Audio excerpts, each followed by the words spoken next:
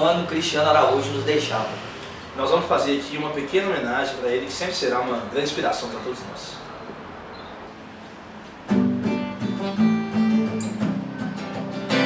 Eu sei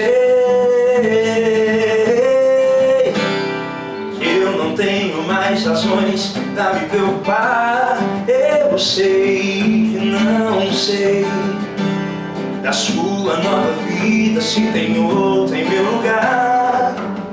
Mas depois daquele dia em que você não quis me ouvir, me deixando aqui jogar sem motivo pra existir, só no meio da semana eu ainda sobrevivo.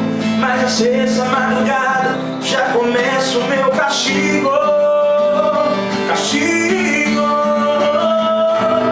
Eu fico aqui sozinho no meu quarto, imaginando onde você possa estar, torcendo por um blackout na cidade, que seu carro quebre na garagem, que ninguém venha lhe buscar. E assim eu vou traçando a sua rota em minha mente, assim meio impaciente, sem certeza, sem radar, pedindo a Deus se mande uma tempestade que alague toda a cidade, que você não saia do sofá, pra que ninguém roube o meu lugar.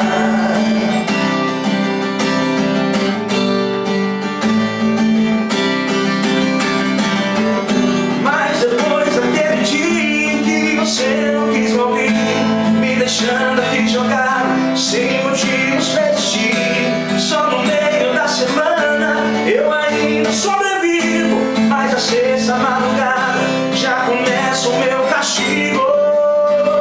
Castigo.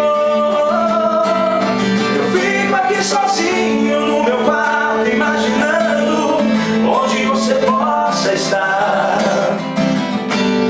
torcendo por um blackout na cidade, que seu carro quebre na garagem, que ninguém venha lhe buscar.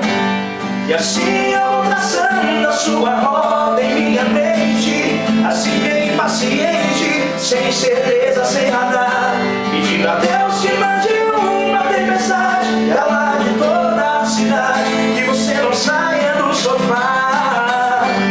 E eu fico aqui sozinho no meu quarto, imaginando